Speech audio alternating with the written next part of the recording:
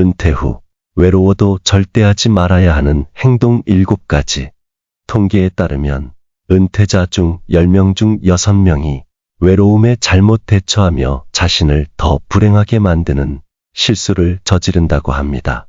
외로움은 우리 모두가 경험하는 감정이지만 그 대처 방법에 따라 삶의 질이 크게 달라집니다. 특히 중년과 노년기에는 많은 변화를 겪으면서 외로움이 더 깊이 찾아올 수 있습니다. 은퇴, 자녀의 독립, 배우자나 친구와의 이별 등 인생의 큰 전환점에서 외로움은 더욱 깊어질 수 있습니다. 하지만 이런 때일수록 자신을 더 소중히 여기고 현명하게 대처하는 지혜가 필요합니다. 과연 당신은 지금 외로움에 현명하게 대처하고 계신가요? 아니면 알게 모르게 자신을 더 힘들게 하는 선택을 하고 계신가요? 지금부터 외로움 속에서도 절대 하지 말아야 할 행동 7가지를 하나씩 살펴보겠습니다. 첫째, 잘해오던 취미생활마저 외로움으로 흥미를 잃고 중단하는 행동. 혼자 뭐하러 이런 걸 하나? 라는 생각이 들기 시작하면 위험신호입니다. 취미활동은 단순한 시간 보내기가 아니라 자신의 정체성을 지키는 중요한 활동입니다. 특히 은퇴 후에는 이런 활동들이 당신의 하루를 구성하는 중요한 뼈대가 됩니다. 취미를 포기하는 순간 외로움은 더 깊어지고 자신만의 시간을 즐기는 능력까지 잃게 됩니다. 무엇보다 취미는 비슷한 관심사를 가진 사람들과 자연스럽게 연결되는 통로이기도 합니다. 수십 년간 함께 일했던 직장 동료들과는 달리 취미 활동을 통해 만난 사람들은 순수한 관심사로 이어진 관계이기에 더욱 의미가 있습니다.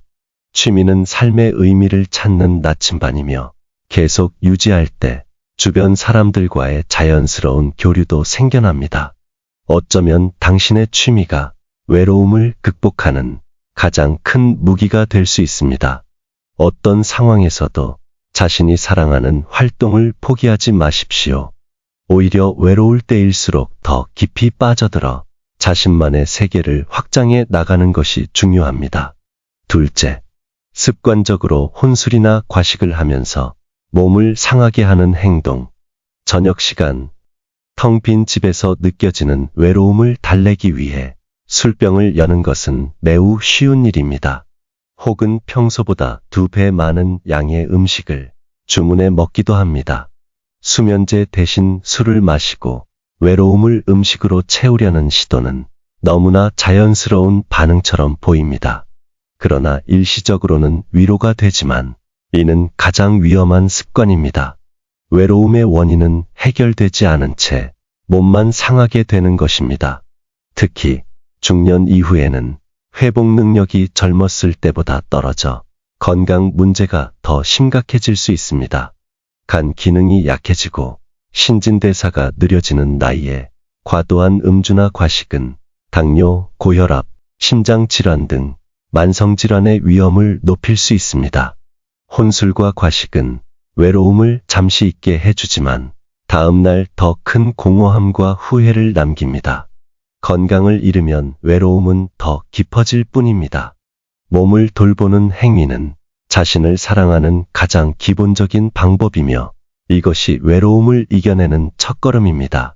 셋째, 외롭다고 아무나 만나는 등 잘못된 인연을 만드는 행동. 외로움이 극에 달하면 누구라도 좋으니 함께 있고 싶다는 생각이 들기 마련입니다. 이런 상태에서는 평소라면 경계했을 사람들까지도 쉽게 받아들이게 됩니다. 특히 중년과 노년기에는 재혼이나 새로운 관계를 시작할 때 이런 위험에 더 쉽게 노출됩니다. 하지만 이는 더 큰 상처와 실망으로 이어질 가능성이 높습니다. 중년과 노년기에는 특히 재산 문제나 감정적 착취의 대상이 되기 쉽습니다. 오랜 세월 일궈온 재산과 삶이 잘못된 인연으로 인해 한순간에 무너질 수 있습니다. 이는 외로움을 이용해 접근하는 사람들의 의도를 파악하기 어렵기 때문입니다. 외로움에 의한 잘못된 인연은 오래가지 못하고 결국 더 큰 상처를 남기게 됩니다. 인연은 급하게 찾아지는 것이 아니라 자연스럽게 형성되는 것입니다. 새로운 사람을 만날 때는 충분한 시간을 두고 그 사람의 진정성을 파악하는 것이 중요합니다. 좋은 인연은 서두르지 않는 사람에게만 찾아오게 되어 있습니다. 넷째, 남들의 행복한 모습과 자신의 어려운 상황을 비교하는 행동. 요즘은 SNS를 통해 다른 사람들의 화려한 일상을 쉽게 접할 수 있습니다. 특히 동창회 사진이나 여행 사진들은 혼자 있는 사람에게 더 큰 외로움을 안겨줍니다. 다들 저렇게 행복하게 살고 있는데 나만 이렇게 외롭구나 라는 생각은 자괴감으로 이어집니다. 친구들의 손주 사진, 부부 여행 사진, 가족 모임 사진을 보면서 자신의 상황과 비교하게 되는 것입니다. 하지만 명심하세요. SNS는 행복의 하이라이트 모음집일 뿐입니다. 그들도 당신처럼 외로운 순간들이 있습니다. 다만 그런 모습을 드러내지 않을 뿐이지요. 겉으로 보이는 행복한 모습 뒤에는 보이지 않는 고통과 어려움이 있을 수 있습니다. 가장 행복해 보이는 사람도 혼자 있을 때 눈물을 흘리는 순간이 있습니다.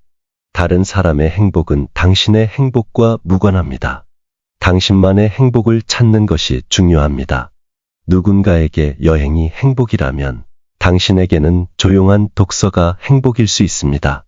누군가에게 손주와의 시간이 행복이라면 당신에게는 오랜 친구와의 대화가 행복일 수 있지요. 비교는 외로움을 넘어 우울로 이어지는 지름길입니다. 자신의 작은 성취와 일상의 소소한 기쁨에 집중하세요. 오늘 마신 커피의 맛, 창밖으로 보이는 하늘의 색깔, 좋아하는 음악의 선율과 같은 작은 행복들을 즐겨보세요. 다섯째, 외출을 기피하면서 자포 자기 상태에 고립된 생활을 하는 행동. 외로움이 깊어지면 나가봐야 뭐하나 라는 생각에 점점 집에만 머물게 됩니다. 처음에는 하루 이틀이었던 방콕이 어느새 일주일, 한 달로 늘어나게 됩니다. 창문을 열지 않고 커튼을 치고 외부와의 접촉을 기피하는 것이 습관이 됩니다. 이런 고립은 외로움을 더욱 깊게 만들 뿐입니다. 집에만 머물다 보면 생각의 폭이 좁아지고 부정적인 생각에 더 쉽게 빠지게 됩니다. 아무리 외롭고 의미 없게 느껴져도 매일 집 밖으로 나가는 습관을 유지하는 것이 중요합니다. 단순히 동네 한 바퀴를 도는 것만으로도 기분이 달라집니다. 가까운 공원에서 햇볕을 쬐거나 시장에서 사람들의 활기찬 모습을 보는 것만으로도 마음이 열립니다. 노인정이나 복지관, 문화센터 같은 곳을 방문하는 것도 좋은 방법입니다. 같은 연령대의 사람들과 자연스럽게 대화하면서 공감대를 형성할 수 있습니다. 여섯째, 과도하게 자신을 자책하는 행동. 외로움은 종종 자책으로 이어집니다. 내가 뭔가 부족해서 이렇게 혼자가 된 것은 아닐까? 내가 더 잘했더라면? 이런 생각들이 끊임없이 머릿속을 맴돌게 됩니다. 특히 중년 이후에는 과거의 선택들을 되돌아보며 후회하는 경향이 있습니다. 자녀 양육, 직업 선택, 인간관계 등 다양한 측면에서 자신이 한 결정을 의심하게 됩니다. 하지만 이런 자책은 현재의 외로움을 해결하는데 전혀 도움이 되지 않습니다. 오히려 자신을 더 깊은 외로움과 우울로 밀어넣을 뿐입니다. 과거는 이미 지나간 것이며 당신은 그 당시 최선을 다했습니다. 당시의 상황과 정보를 바탕으로 내린 결정을 지금의 시각으로 판단하는 것은 타당하지 않습니다. 자신을 너무 혹독하게 대하지 마십시오. 우리는 모두 실수하고 성장하는 존재입니다. 완벽한 부모, 완벽한 배우자, 완벽한 친구는 존재하지 않습니다. 모든 인간관계에는 아쉬움이 있기 마련입니다. 자신의 부족함보다는 지금까지 잘해온 것들과 견뎌온 것들에 집중하는 것이 중요합니다. 자신의 인생을 돌아볼 때 실패보다 성공에, 부족함보다 성장에 초점을 맞추어 보세요.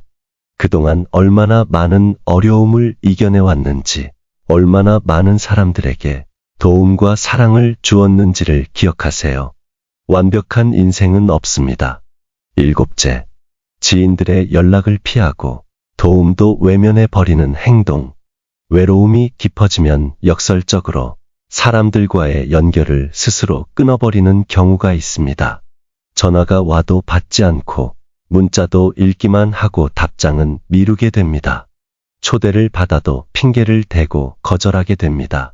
나 같은 사람을 만나봐야 그들에게 부담만 될 것이라는 생각에 도움의 손길마저 거부합니다. 특히 중년 이후에는 자녀들에게 부담을 주기 싫다는 생각에 자신의 어려움을 숨기는 경우가 많습니다. 자녀들도 먹고 살기 바쁘다는 것을 알기에 연락을 자제하게 됩니다. 또한 친구들과도 자신의 약해진 모습을 보이기 싫어서 연락을 끊게 됩니다. 하지만 이는 외로움의 악순환을 더욱 강화시킬 뿐입니다. 연락을 주고받는 것은 서로의 존재를 확인하는 중요한 행위입니다. 완벽한 상태가 아니어도 괜찮습니다. 있는 그대로의 모습으로 소통하는 것이 중요합니다. 도움을 청하는 것은 결코 부끄러운 일이 아닙니다. 오히려 자신의 취약함을 인정하고 손을 내미는 것은 큰 용기입니다. 우리는 모두 서로에게 의지하며 살아갑니다. 자녀나 친구들에게 도움을 청하는 것은 그들에게 당신이 중요하다는 것을 알려주는 방법이기도 합니다. 오늘 하루 오랫동안 연락하지 않았던 누군가에게 짧은 메시지라도 보내보는 것은 어떨까요? 그저 요즘 어떻게 지내? 라는 간단한 질문으로 시작해보세요. 그 작은 용기가 외로움을 덜어내는 첫걸음이 될 수 있습니다.